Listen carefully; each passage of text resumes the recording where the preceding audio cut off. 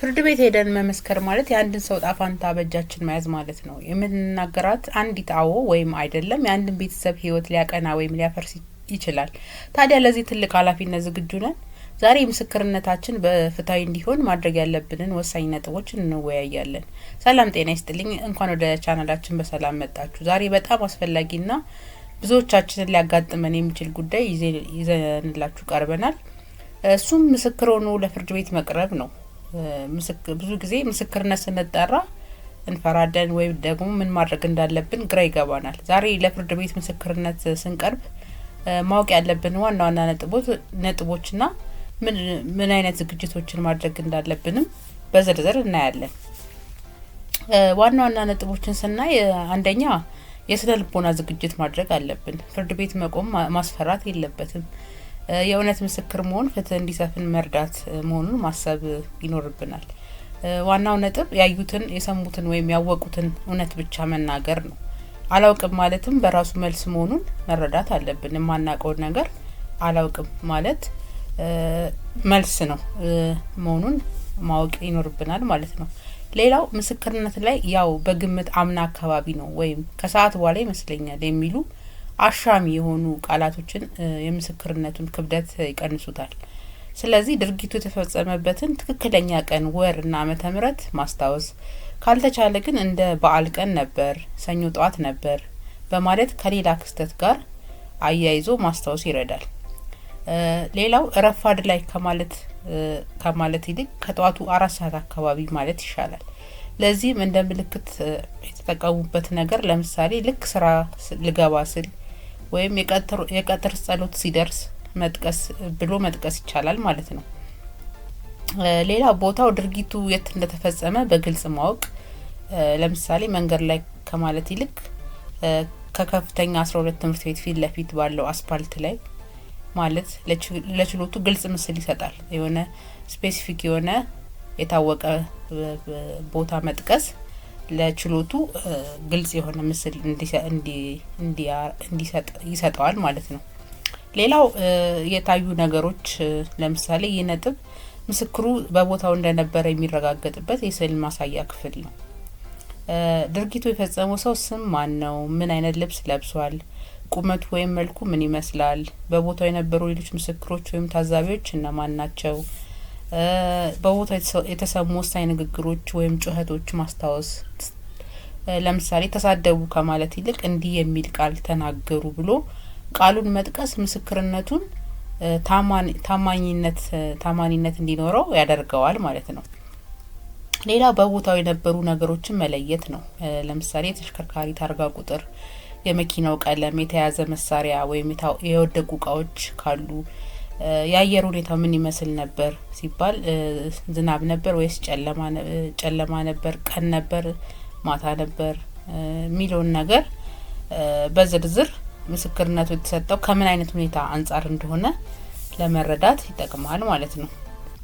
ለምንድነው በዝርዝር ማስታወስ የሚያስፈልገው የሚለውን ስናይ በፍርድ ቤት ሂደት ውስጥ በተለይ የመስቀለኛ ጥያቄ በሚቀርብበት ጊዜ የተቃዋሚው ጠበቃ ምስክርነቱን ለማፍረስ የሚሞክረው እነዚህን ጥቃቅን ዝርዝሮች በመጠየቅ ነው። ለምሳሌ ዝናብ እየዘነበ በዚያ ርቀት ላይ ሆነ እንዴት የመኪናውን ታርጋ አነበብክ ተብሎ ቢጠየቁ ይችላሉ። ስለዚህ አስቀድሞ ዝርዝር ነገሮችን በጥንቃቄ ማስታወስ ለጥያቄዎች በራስ መተማመን ያለው ምላሽ ለመስጠት ይረዳል ማለት ነው።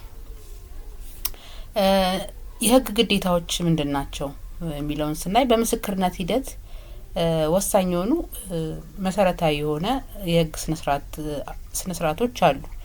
እነዚህን ስንመለከታቸው አንደኛ መጥሪያ ነው። መጥሪያ ማለት አንድ ሰው ፍርድ ቤት ቀርቦ ምስክርነቱን እንዲሰጥ የሚላክለት የጽሁፍ ትዕዛዝ ነው። መጥሪያው ላይ ትኩረት ሊሰጣቸው የሚገቡ ነጥቦች አሉ። ለምሳሌ መለያ ቁጥሮች። መጥሪያው ላይ የክሱ መዝገብ ቁጥር ይኖራል። ፍርድ ቤት ሲደርሱ መዝገብ ቁጥሩን በመናገር የትኛው ችሎት እንደሆነ በቀላሉ ለማግኘት ይረዳዎታል ማለት ነው። ሌላው የችሎት ቁጥርና ቦታ ነው። ፍርድ ቤቱ የትኛው አካባቢ እንደሚገኝ ለምሳሌ ልደታ ነው፣ የካ ነው፣ ቦሌ ነው የሚለውን እና ስንተኛ ችሎት እንደሆነ ይገልጻል ማለት ነው። ሌላው መጥሪያው የሚያካትተው ነገር ቀንና ሰዓት ነው። ምስክሩ መቅረብ ያለበትን ትክክለኛ ቀንና ሰዓት ይደነግጋል። አብዛኛው ጊዜ ጠዋት 3 ሰዓት ወይም ከሰዓት 8 ሰዓት ይላል ማለት ነው። ብዙ ጊዜ እንደዛ የሚቀጠረው ሰዓት ማለት ነው። ሌላው የጉዳዩን አይነት ይገልጻል መጥሪያው በፍትሐ ብሔር ነው ወይስ በወንጀል ጉዳይ እንደተጠሩ እዛው መጥሪያው ላይ ግልጽ የሆነ ነገር ይኖራል ማለት ነው።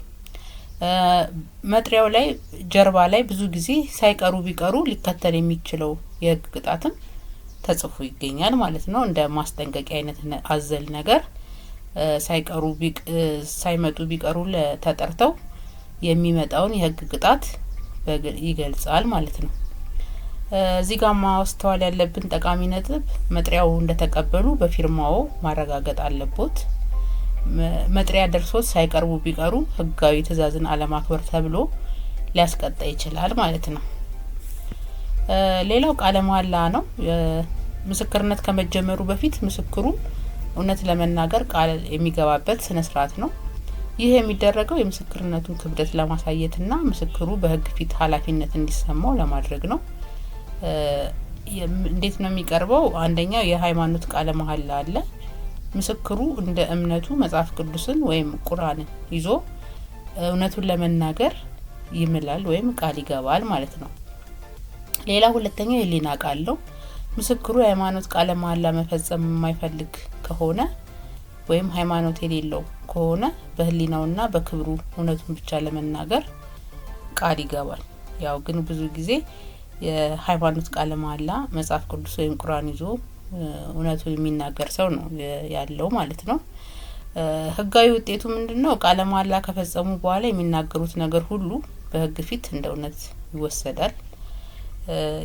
የሐሰት ምስክር ቃለ መሃላ ፈጽመው ሆን ብለው የሐሰት ምስክር ከሰጡ ይህ በራሱ ከባድ ወንጀል ነው። በኢትዮጵያ ወንጀል ህግ መሰረት በሐሰተኛ ምስክርነት በሐሰት መመስከር በእስራት ያስቀጣል ማለት ነው። ስለዚህ ቃለ መሃላ ፈጽሞ እውነት አለመናገር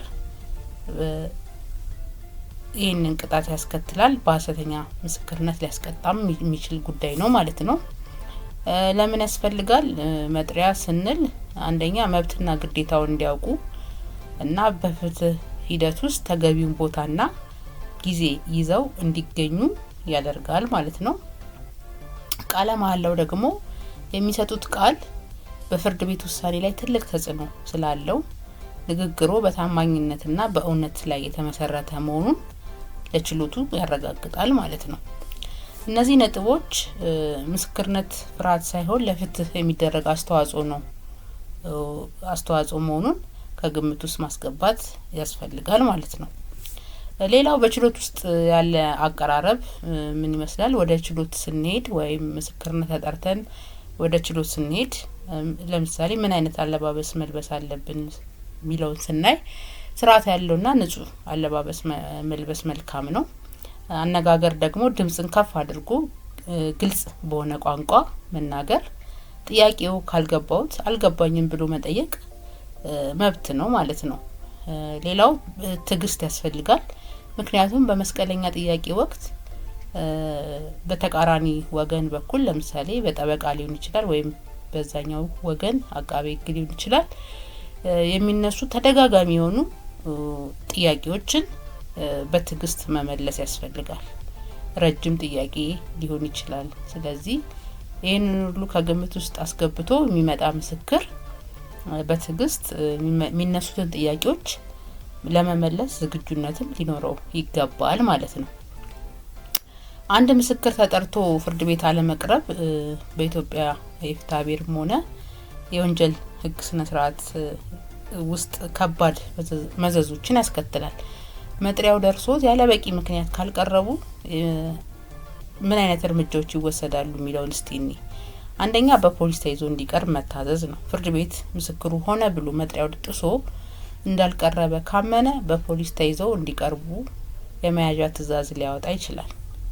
በዚህ ጊዜ ፖሊስ እርሶን በቁጥጥር ስር አውሎ ለሚቀጥለው ችሎት ቀን ያቀርቦታል ማለት ነው። ስለዚህ ፈርሞ መጥሪያ ላይ ፈርሞ ምስክር ተጠርቶ አለመቅረብ ታስሮ ይቅረብ የሚል ትዕዛዝ ከፍርድ ቤት እንዲመጣና በቀጣዩ ለችሎት ቀን ታስሮ እንዲቀርቡ ሊደረግ ይችላል ማለት ነው። ሌላው የገንዘብ መቀጮ ሊኖር ይችላል። ያለ በቂ ምክንያት መቅረት ፍርድ ቤቱ እንደመናቅ የሚቆጠር ጉዳይ ስለሆነ ፍርድ ቤቱ ምስክሩ ላይ የተወሰነ የገንዘብ መቀጮ ሊጥል ይችላል። ይህ ቅጣት እንደ ጉዳዩ አይነትና እንደ ፍርድ ቤት ውሳኔ ይለያያል ማለት ነው። ሌላው የወንጀል ተጠያቂነት ነው። በኢትዮጵያ ወንጀል ሕግ መሰረት አንድ ሰው ምስክር ሆኖ እንዲቀርብ ተጠርቶ ያለ በቂ ምክንያት መቅረቱ እንደ ወንጀል ሊቆጠር ይችላል። የወንጀል ሕግ ላይ እንደሚገልጸው በፍርድ ቤት ወይም በህጋዊ ስልጣን ባለው አካል ትእዛዝ ተሰጥቶት ሳይቀርብ የቀረሰው በቀላል እስራት ወይም በመቀጮ ሊቀጣ ይችላል ማለት ነው። በቂ ምክንያት ካሉትስ ለምሳሌ በህመም ምክንያት፣ በሀዘን ወይም ከአቅም በላይ በሆነ ምክንያት መቅረት ካለቦት ይሄ ጉዳይ ሊያጋጥም የሚችልም ጉዳይ ስለሆነ ከመቅረተው በፊት ግን በጠበቃ በኩል ለፍርድ ቤቱ ማስረጃ ለምሳሌ የሕክምና ማስረጃ ሊሆን ይችላል ማቅረብ ይኖርቦታል። በተመሳሳይ ለአቃቤ ሕግም ከሆነ በከሳሽ በኩል ማስረጃዎትን ማቅረብ ይኖርቦታል ማለት ነው።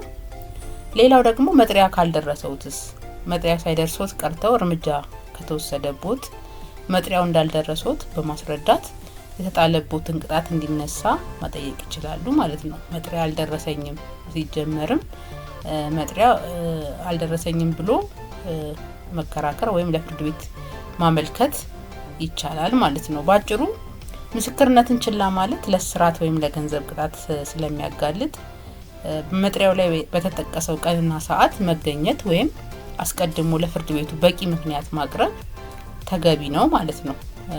ስለዚህ ምስክርነት ለራስ ሳይሆን ለፍትህ የሚሰጥ ትልቅ አገልግሎት ነው። እውነቱን በመናገር ደግሞ ግዴታችንን መወጣትም ይኖርብናል ማለት ነው። የዛሬው መረጃ ጠቃሚ ሆኖ ካገኛችሁት ላይክ ማድረጋችሁን፣ ሼር፣ ሰብስክራይብ ማድረጋችሁን አትርሱት። ሀሳብ ካላችሁ በኮሜንት መስጫ ሳጥን ላይ ጻፉልኝ። በቀጣይ ቪዲዮ እስከምንገናኝ ቸር ቆዩ።